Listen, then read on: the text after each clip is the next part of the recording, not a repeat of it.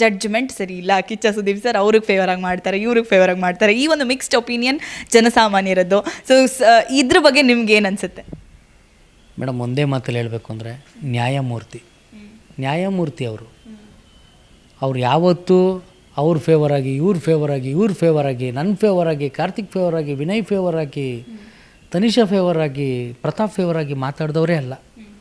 ವಿನಯ್ ತಪ್ಪು ಮಾಡಿದ್ರೆ ತಪ್ಪು, ತುಕಾಲಿ ತಪ್ಪು ಮಾಡಿದ್ರೆ ತಪ್ಪು, ತನಿಷಾ ತಪ್ಪು ಮಾಡಿದ್ರು ತಪ್ಪೇ.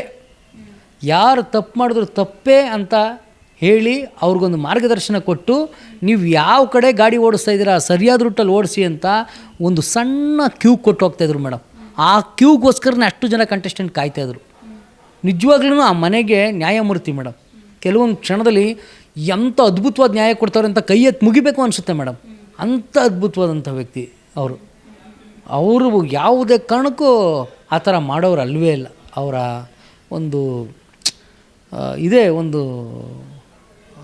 ಆಲೋಚನೆಯೇ ಬೇರೆ ಇದೆ. ಅವ್ರು ಯಾರನ್ನೂ ಆ ಥರ ನೋಡಲ್ಲ, ಎಲ್ಲರನ್ನೂ ಒಂದೇ ತಕ್ಕಡಿಲಿಟ್ಟು ತೂಗ್ತಾರೆ.